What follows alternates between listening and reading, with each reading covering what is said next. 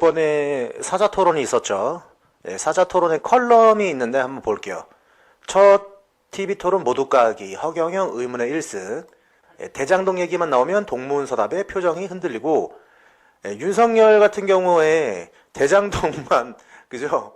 어떻게든 검찰 출신이다 보니까 범인 취조하듯이 이제 대장동에 관련해서 질문을 던지는데, 이재명이 거기에 대해서 확답이 아니라 약간 지금 돌리면서 좀 말을 많이 했습니다. 너나 잘하세요라고 하면서 네, 대답을 하고 빠져나가는 듯한 모습을 보였죠. 그리고 윤석열 후보 청약 점수도 모르고 그죠? 네, 청약 점수를 40점 만점이라고 그랬어요. 그리고 아리백 재생에너지 캠프에 모르는 것은 고사하고 최저임금제와 주 25시간제에 대한 지난해 자신의 발언 내용까지 부인하는 용감성을 보였다. 무식하다는 반대자의 비난을 의식한 듯 벼락치기한 듯한 지식들을 줄줄이 나열. 이게 맞죠. 정확히 봤어, 이 사람. 제가 볼 때도 상대 후보가 어떤 질문을 했을 때 거기에 대한 답변을 하는 게 아니라 그 후보가 질문한 그 단어에 대한 설명을 막 하려고 하더라고요. 그리고 아니나 다를까 항상 윤석열의 시선은 어디? 책상. 이렇게 또 대본을 읽느라고 또 바쁘더라고요. 좀 안타까웠습니다. 상대방한테 질문을 하면 그 질문에 대한 답변을 들어야 되는데 다음 질문만 막 그 대본 보면서 막 찾고 있는 모습. 조금 요번 사자토론이 굉장히 한심했어요. 근데 왜 그러냐?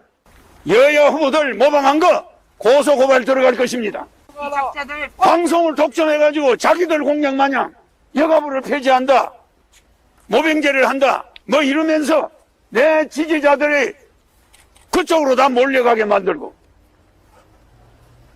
나는 말 한마디 하면 나오지 못하게 하고 진짜는 숨겨놓고 가짜들이 판을 치는 이런 정치 현실을 우리는 바로잡아야 됩니다. 윤석열이 쏘아올린 여가부 폐지 52%, 국민 52% 찬성이라고 나옵니다. 언제 이걸 윤석열이 쏘아올렸습니까? 허경영이 여가부가 생기자마자 여가부는 폐지돼야 된다라고 얘기했던 게 언젠데, 이재명 청년 문화예술인 연 100만원 주고요. 병사 월급 200만원. 그리고 윤석열도 병사 200만원. 아이 첫돌까지 매월 100만원 부모 급여. 여러분 잘 생각해봐요. 제가 알기로는 한 6개월 전인가요?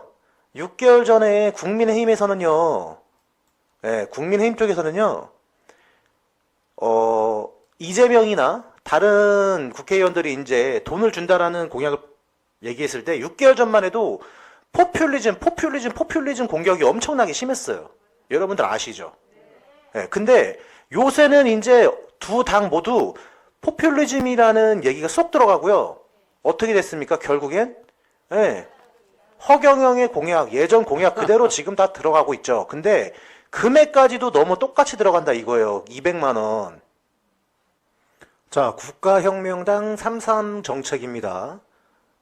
아시겠지만 허경영 이러한 내용들 예전 30년 전부터 쭉 말해왔던 거고요. 징병제를 폐지하고 모병제로 하고 군사월급, 병사월급을 월 200만원으로 한다. 여성가족부, 여가부를 결혼부로 바꾼다. 이거 지금 두 후보가 이거를 그대로 얘기하고 있죠. 허경영을 몰랐던 사람들은 뭡니까? 계속 모르고 있고 그냥 뒤에서 비난만 하고 있는 거고, 우리 알고 있는 지지자들은 답답한 거죠, 지금. 국민들이 누구를 지지해도 상관은 없어요. 이재명을 지지해도 상관이 없고 또 윤석열을 지지해도 상관은 없는데 팩트는 알고 지지하라 이거예요. 팩트를 알고. 허경영의 33가지 중에서 이것들이 매년 대선 후보들이 나오면 다 허경영 공약 중에서 뭐 없나? 가져가서 지들 것 마냥. 이게 지금 문제라는 거죠. 근데 모든 공약은 허경영이 저작권 특허를 해놨습니다. 그래서 이제 앞으로 이 따라한 거 고소 고발 들어갈 거예요. 양심이 있어야지 어떻게 이 급여까지 이렇게 200만원 이걸 똑같이 맞추고. 진짜 양심 없는 놈들. 그러니 토론 수준이 그렇게밖에 안 되는 거예요. 자, 그래서 여러분들 이제 사자 토론 보신 분들 있겠지만 토론의 내용 여러 가지가 있는데 분야별로 해서 다른 사람들 제껴놓고 허경영이 실제로 같이 나왔다라고 했을 때 어떤 느낌인지 여러분이 한번 보세요. 윤석열 후보는 사드 배치하자고 하시고 또 지금 이재명 후보는 핵 추진 잠수함 추진. 두 후보는 이제 무기 증강에 대해서만 이제 열을 올리고 있다라고 보셨고요. 자, 외교 안보 분야에서 허경영은요. 우리나라가 남북이 분단되어 있는 것은 세계 유엔군들의 이목이 한반도 있을 때 평화가 유지돼요. 이 유엔 본부는 한반도와 독일 때문에 만들어졌는데 이건 일본이 점령하고 있던 한반도, 독일이 점령하고 있던 유럽, 이 두 지역에서 일본과 독일이 연합해서 세계를 침공했고 이 아시아는 일본이 책임지고 유럽은 독일이 책임지고 세계를 공영화하려고 한 거예요. 둘 다 실패했죠. 독일이 실패하자마자 일본도 실패했어요. 네. 독일은 다행히 원자탄이 터지진 않았죠. 그러나 일본은 원자탄이 터지고 나서 항복을 했잖아. 결국은 두 나라 때문에 유엔 연합이 만들어진 거예요. 유엔 독일과 일본 때문에 유엔이- 국제연합이 만들어진 거예요. 네. 그러니까 국제연합이 만들어진 것이 한국과 독일 때문이에요. 그러니까 우리 한반도에서 일본군을 그들이 북한을 상대로 유엔군이 와서 싸웠잖아요. 그러면 유엔군이 만드는 1947년, 48년에 우리 정부가 수립된 이후에 네. 유엔군이 한반도에 18개국이 온 거는 처음이에요. 유엔군이 결성되고 처음으로 참여한 처음으로 참여한 전투. 6.25 전쟁. 거기서 30만 명의 유엔군이 죽어요. 아. 그들이 한반도에 묻혀 있어. 그런데 유엔 본부가 미국에 있을 이유가 없는. 전 세계 인구의 60%가 아시아에 있단 말이에요. 지금 미국은 전 세계 인구의 10%가 안 돼요. 그러니까 어차피 아시아 쪽으로 유엔 본부가 와야 된다는 거죠. 유엔 본부를 판문점으로 옮기게 되면 북한이 함부로 전쟁을 일으키거나 그럴 수가 없겠죠. 왜냐? 전 세계 유엔군들과 이제 전쟁을 해야 되기 때문에 그럴 리는 없게 되는 겁니다. 대통령이라고 하면은 저렇게 해박한 지식이 있어야 되는데 너무 이번 토론에서 보게 되면 너무 단순해요, 사람들이. 자, 이제 일자리 문제입니다. 여러분들, 이재명과 윤석열 지지자분들 수준 차이를 한번 봐보세요. 일자리 문제. 생각은 할 수 있는데 또 말을 못하죠. 내가 말하는 거는 네. 비버이 벨트. 네. 부산에서 블라디보스토크까지 네. 비버이 벨트.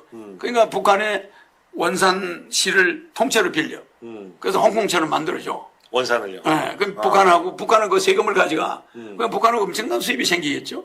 김대중 대통령이 쓰던 그 햇볕 정책이 좀 특수한 햇볕 정책으로 바뀌는 겁니다. 나라의 10배죠. 한반도의 10배 정도 되는 땅을 100년간 빌려가지고 거기에 코리아 자치주를 만들어. 그럼 우리 젊은 일자리 공무원을 한 100만 명 뽑아서 거기가 엄청난 실업자들도 실업자. 대규모 우리가 그런 데 가서 네. 말하면 신대륙이지. 영국이 미국으로 가듯이 신대륙. 어떻게 됩니까?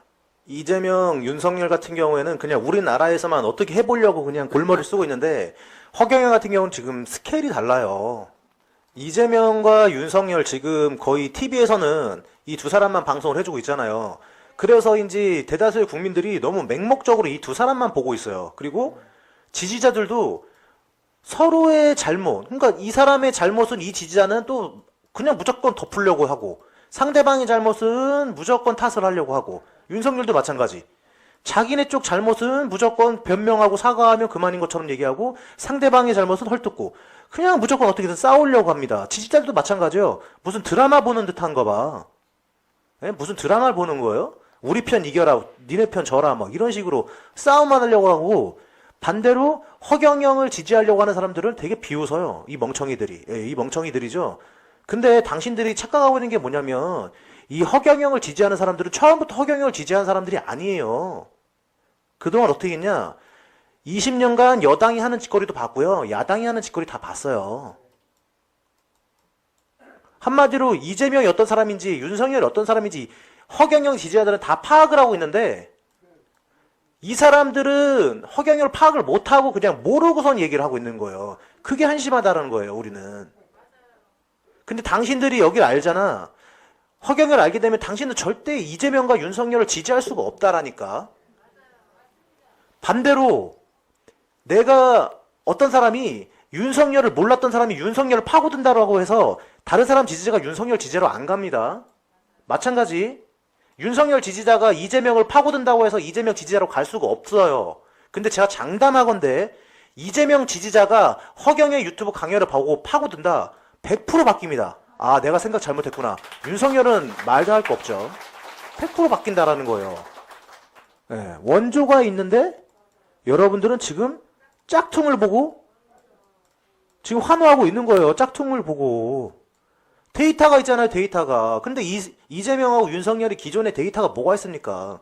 시간이 지나면 지날수록 서로 와이프에 대한, 예, 그죠? 요번에 이재명 또 와이프에 대해서 또 사과하더라고요. 맨날 사과밖에 안 해. 두 후보는 시간이 가면 사과. 그러다가 나중에, 예, 검찰 조사받고 진실 밝혀지면 또 누군가는 또 감옥에 가겠죠. 이런 대선을 여러분들은 반복할 겁니까? 국민 배당금이라 해서 월 150만 원과 노인 65세 이상 70만 원. 노인들은 220만 원씩이죠. 그것이 지급됩니다. 그래서 부부 440만 원이 노인들은 돌아갈 때까지 받습니다. 물론 대통령 당선되자마자 2달 안에 1억을 주니까 가족들이 한 4억이 들어올 겁니다. 집집마다. 그래서 가계부채 2천조를 갚게 할 것이에요. 그러니까 우리가 한번 뒤집는 것도 매력이 있잖아. 그죠? 우리의 젊은이들이 한번 혁명을 일으켜볼 필요가 있잖아. 우리의 20대들이 30대들이 저력을 한번 발휘해볼 필요가 있잖아.